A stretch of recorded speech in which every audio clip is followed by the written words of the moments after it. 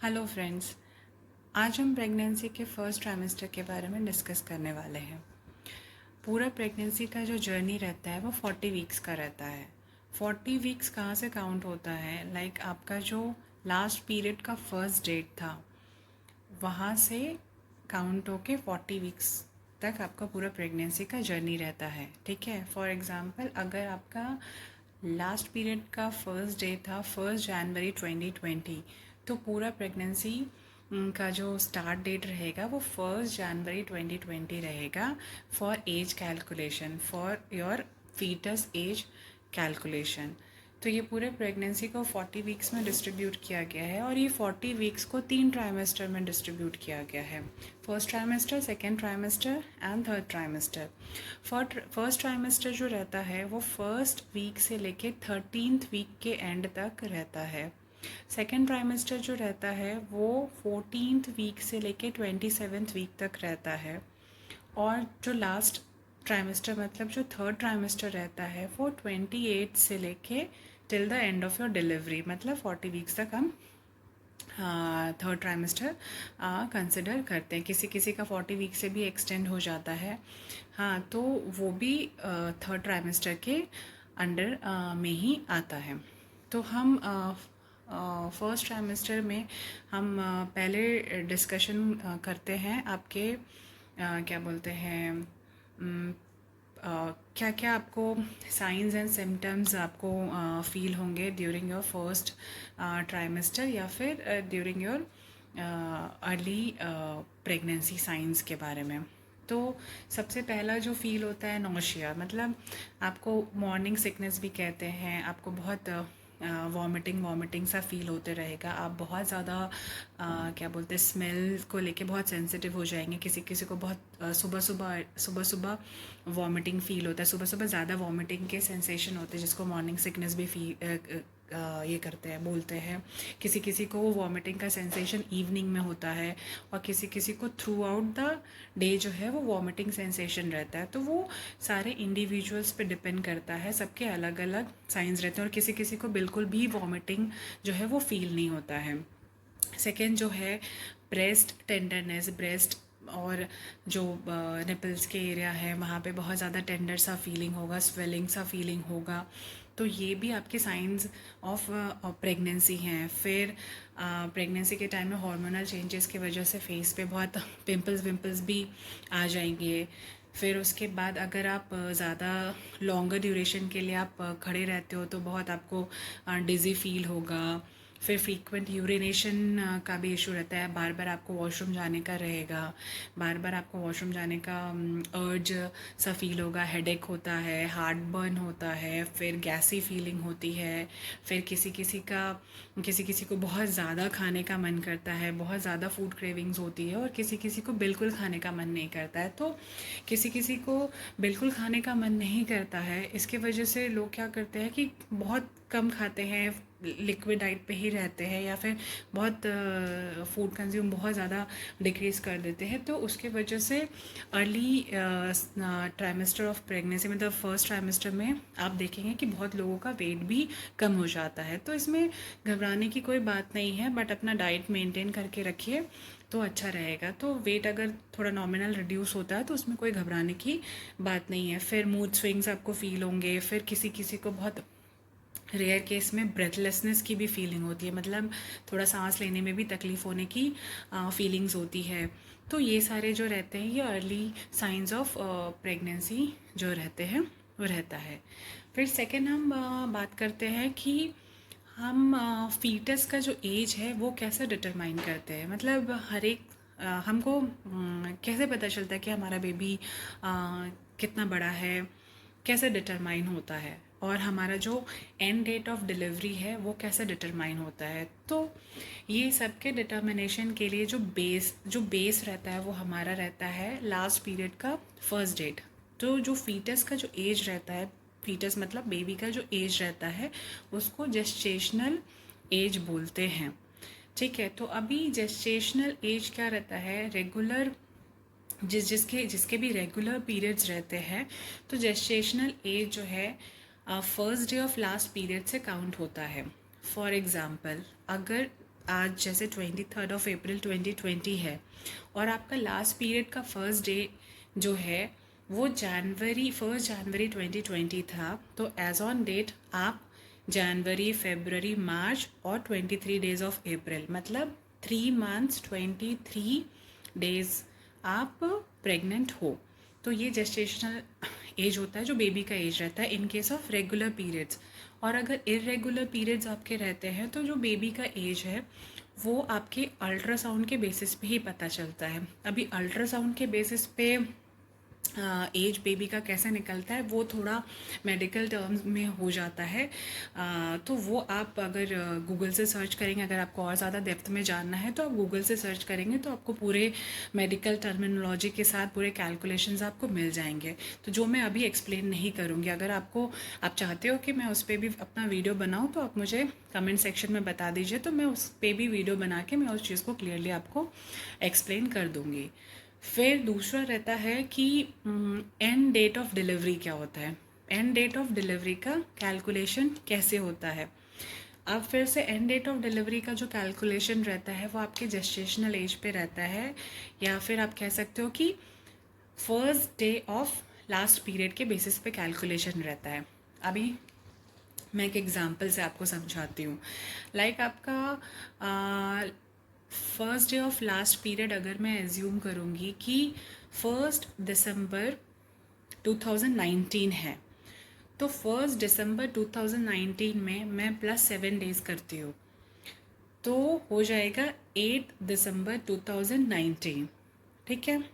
उसमें मैं +1 ईयर करती हूँ तो 8 दिसंबर 2019 +1 ईयर, दैट इज़ 8 दिसंबर 2020, ओके।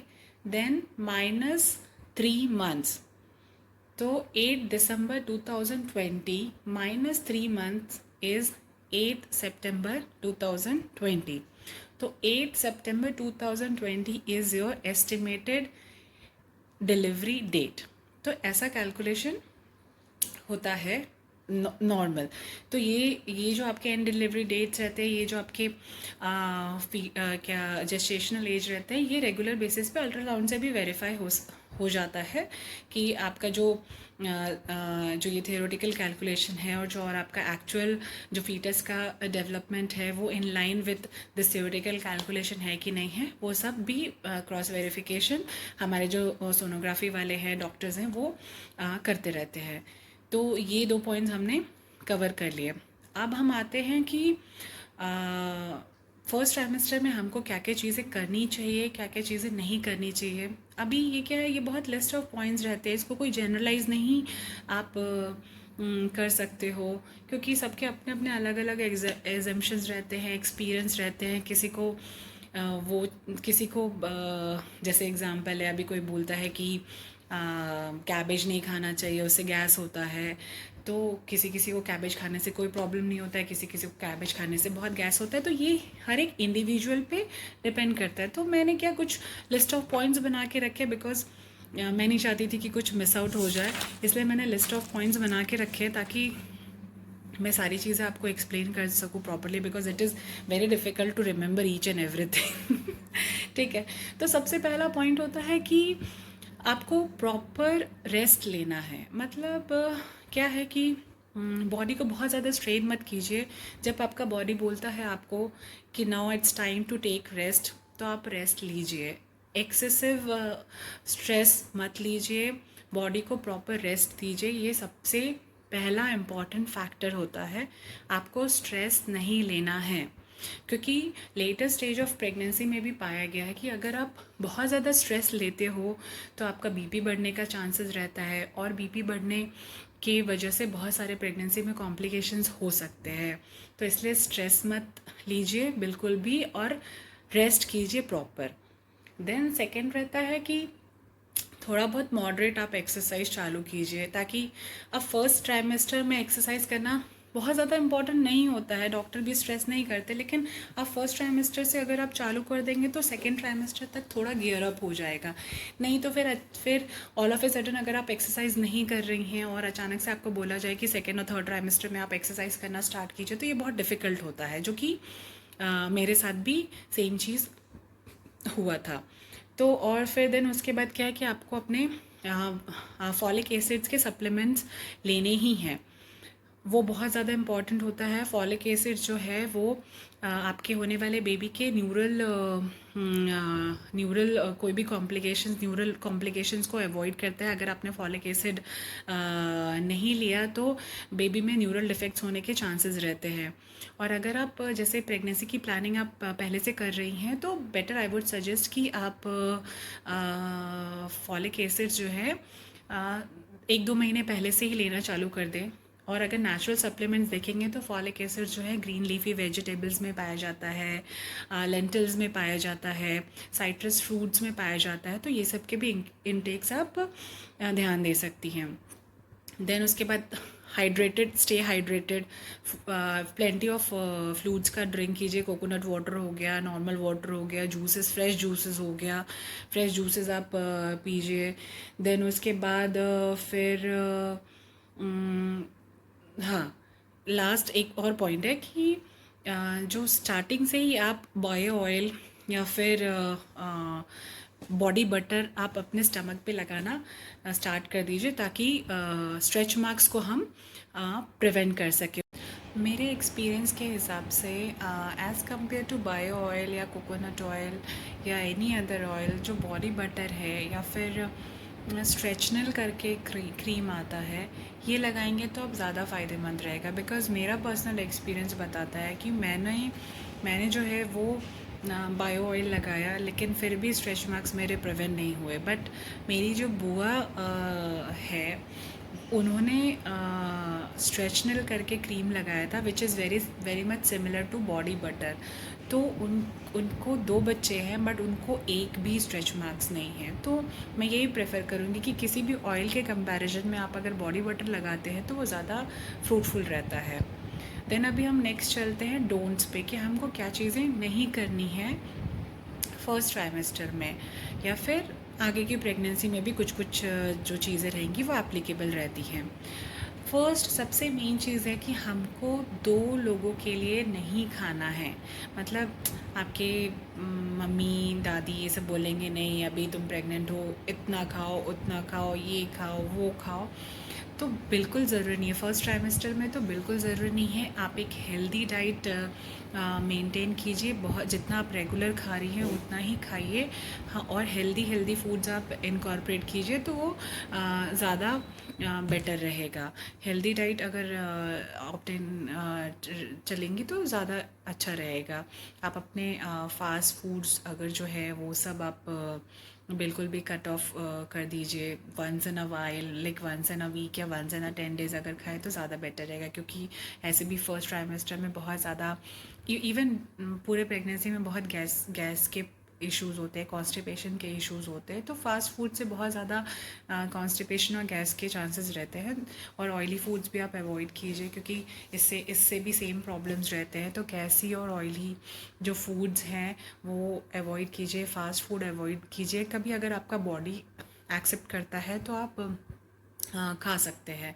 हाँ, और बहुत लेकिन मॉडरेशन में ही खाइए, बहुत ज़्यादा एक्सेसिव सही नहीं है। हेल्दी फूड्स खाइए, बहुत इम्पॉर्टेंट होता है। देन उसके बाद होता है कि ये रेकमेंड किया जाता है कि चाइनीज़ फूड अवॉइड कीजिए, बिकॉज चाइनीज़ फूड में अजीनोमोटो करके एक सब्सटेंस रहता है जो कि आपके प्रेगनेंसी के लिए अच्छा नहीं रहता है। तो चाइनीज़ फूड आप अवॉइड कीजिए। मैंने अपने पूरे प्रेगनेंसी पर बिल्कुल भी चाइनीज़ फूड नहीं खाया था, क्योंकि मैंने जब जब खाया है चाइनीज़ फूड, चाहे नूडल्स हो, चाहे चिकन लॉलीपॉप हो, तो हर बार मुझे वॉमिटिंग ही हो गया था। तो चाइनीज़ फूड आप अवॉइड कीजिए। अल्कोहल और स्मोकिंग भी आपको बिल्कुल अवॉइड करना है, बिल्कुल भी। It's a big no no, alcohol और स्मोकिंग आपको करना ही नहीं है, बिकॉज डायरेक्टली ये चाइल्ड पे बहुत असर पड़ता है। देन उसके बाद होता है कि जो भी बहुत ज़्यादा स्वीट फूड है, बहुत ज़्यादा मीठा मत खाइए। बहुत ज़्यादा मीठे फूड्स और मीठे फ्रूट्स भी अवॉइड कीजिए, क्योंकि ब्लड शुगर लेवल बढ़ने के बहुत ज़्यादा चांसेस रहते हैं। Like mango is my favourite fruit, but मैंने अपने पूरे प्रेगनेंसी पर मैंगो बिल्कुल भी अवॉइड किया था, क्योंकि मेरी मॉम को भी डायबिटीज़ था, मेरी नानी को भी डायबिटीज़ था, तो डायबिटीज़, जेस्टेशनल डायबिटीज़ होने के चांसेस बहुत ज़्यादा मुझे थे प्रेगनेंसी के टाइम में। इसलिए मैंने बिल्कुल भी मीठा बहुत कम खाया, मॉडरेशन में खाया, और फ्रूट्स तो मैंने आम वाम ये सब मैंने बिल्कुल भी अवॉइड किए। और गैसी फूड्स भी मैंने like avoid, gassy vegetables like cabbage, cauliflower, जिससे बहुत ज़्यादा गैस होता है, वो भी मैंने बिल्कुल भी अवॉइड किया। देन अगर आप थोड़े ओवर वेट हैं, थोड़े हैवी वेट के साइड में है, तो ज़्यादा कार्बोहाइड्रेट्स और फैट्स वाले फूड भी आप अवॉइड कीजिए।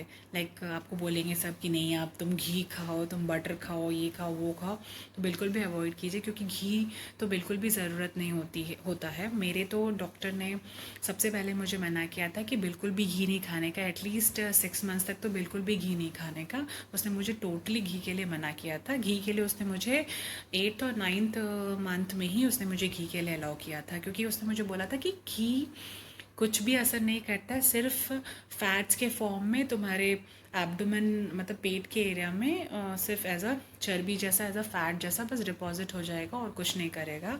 तो इससे बेटर है कि घी तुम अवॉइड ही करो।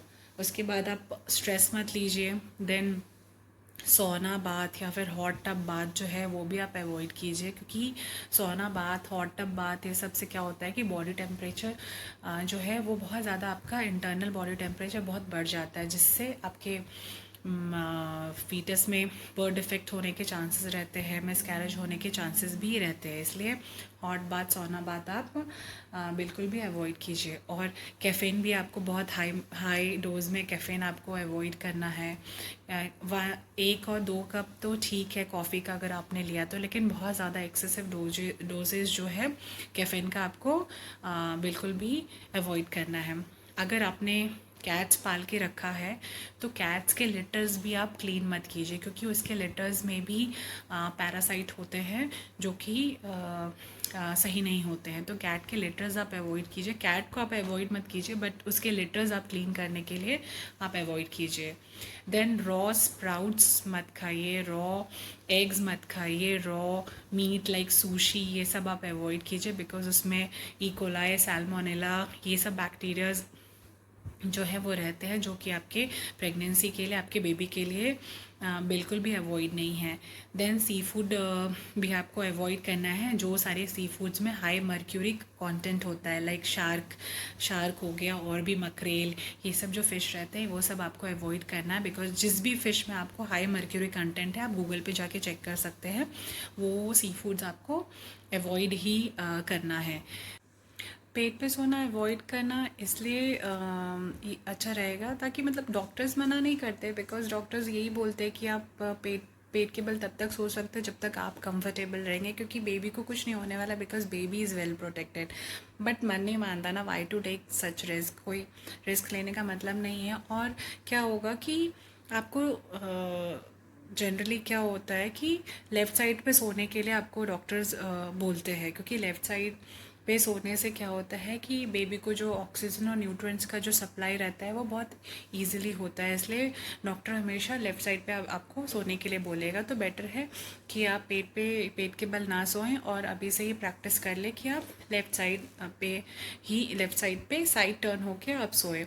और आप कभी भी उठे तो साइड टर्न होके ही आप उठे, मतलब आप एकदम बैक के बल ऐसे सोए हुए और अचानक से ऐसे उठे नहीं, एक बार साइड टर्न हुए देन आप उठे। तो ये आदत आप शुरू से डाल लेंगे तो आगे के प्रेगनेंसी के टाइम में आपके लिए बहुत ज़्यादा ये कंफर्टेबल रहेगा, अभी से अगर हैबिट आपका इनबिल्ट हो जाएगा तो। देन कुछ भी हैवी चीज़ ना उठाएं, ये तो बिल्कुल भी आप हैवी चीज़ उठाना अवॉइड करें। ये तो आपके डिलीवरी के भी कितने महीनों तक, कम से कम 3-4 महीने तक भी आपको परमिशन नहीं रहेगी कि आप कुछ भी हैवी चीज़ उठाएं। देन बहुत इम्पॉर्टेंट एक फैक्टर होता है कि बहुत सारे लोग का ये मानना रहता है कि फर्स्ट ट्राइमेस्टर में आप सेक्स नहीं कर सकते हैं। तो डॉक्टर से अगर आप पूछेंगे तो डॉक्टर्स कभी मना नहीं करते। डॉक्टर्स बोलते हैं कि आप पूरे प्रेगनेंसी बस सेक्स कर सकते हैं। हाँ, लेकिन बट क्या रहता है, बहुत सारे के पर्सनल एक्सपीरियंस के बेसिस पे लोग मना करते हैं, क्योंकि फर्स्ट ट्राइमेस्टर में मिसकैरेज के 80 से 90% चांसेस रहते हैं मिसकैरेज के। तो आप सेक्स तभी ही आप कीजिए अगर कुछ इंटरनल कुछ वेजाइनल ब्लीडिंग के अगर आपके इश्यूज़ नहीं हैं तो लाइक प्लेसेंटा परविया के जिसको भी प्रॉब्लम्स होते हैं होंगे उनको तो बिल्कुल भी पूरे प्रेगनेंसी पर सेक्स करना is a big no no.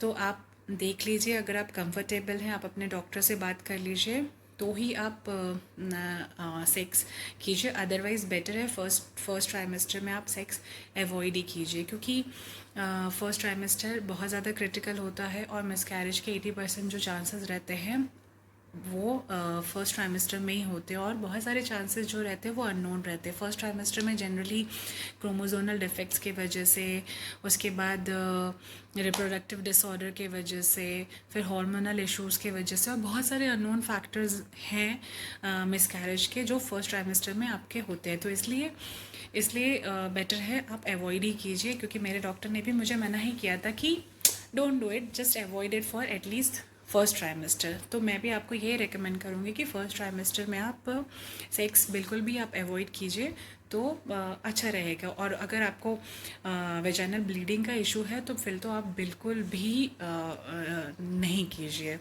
Then उसके बाद होता है कि अगर आपको कुछ अगर अभी तो डोंट्स के तो मैक्सिमम पॉइंट्स मैंने कवर कर दिए कि क्या क्या डोंट्स हैं, तो आप ये सारी चीज़ों का ध्यान रखिए।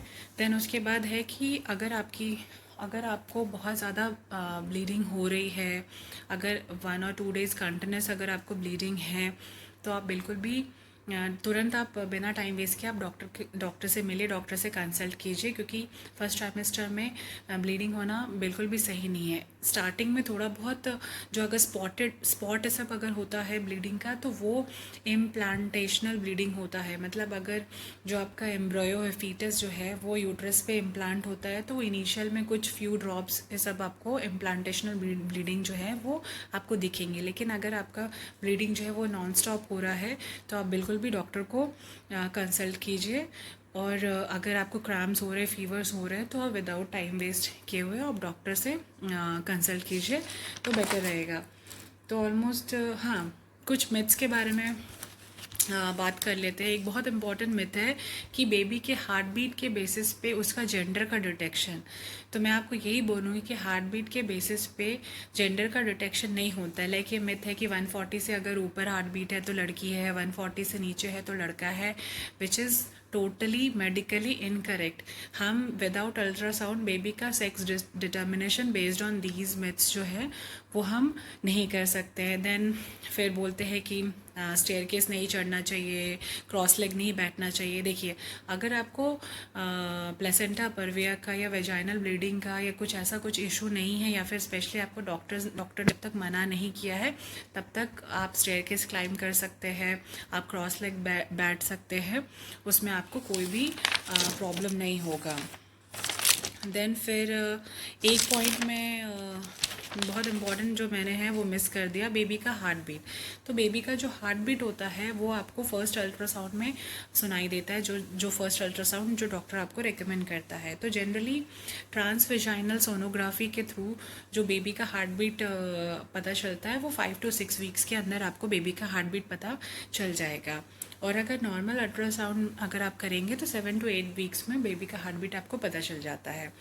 तो अगर बेबी का हार्ट बीट आपको 10th वीक तक आपको अगर पता नहीं चला तो डॉक्टर आपको रेकमेंड करेंगे टर्मिनेशन के लिए, अबॉर्शन के लिए। बिकॉज अगर 10th वीक तक हार्ट बीट नहीं है तो मेरे स्टडी के हिसाब से, कंसल्टेशन के हिसाब से कि आपके बेबी का डेवलपमेंट हुआ ही नहीं है आगे, तो डॉक्टर रेकमेंड करेंगे आपको अबॉर्शन का। तो बेटर है कुछ भी स्टेप लेने से पहले आप डॉक्टर से कंसल्ट कर लें। तो गाइज़, ये सारे मेरे डूज़ एंड डोंट्स और बहुत सारे जो जितने भी मैंने अपने स्टडी किया था अपने प्रेगनेंसी के टाइम में वो सब चीज़ मैंने आपको बता दिया। हाँ, और मैं कोई मेडिकल प्रैक्टिशनर नहीं हूँ, कोई डॉक्टर नहीं हूँ। मैंने अपने एक्सपीरियंस, अपने स्टडी, अपने कुछ यूट्यूब, कुछ गूगल, ये सब देख वेख के जो मैंने अपने टाइम में किया था मैंने कंपाइल करके ये वीडियो आपके नॉलेज के लिए दे दिया, ताकि कुछ तो कहीं भी आपके लिए थोड़ा सा भी हेल्पफुल हो जाए। तो अगर आपके फिर भी कुछ डाउट्स हैं तो आप मुझे कमेंट सेक्शन में बता दीजिए, I will try to clarify it. Okay, then अगर आपको मेरा वीडियो पसंद आए तो लाइक कीजिए और सब्सक्राइब कीजिए। Bye, good night.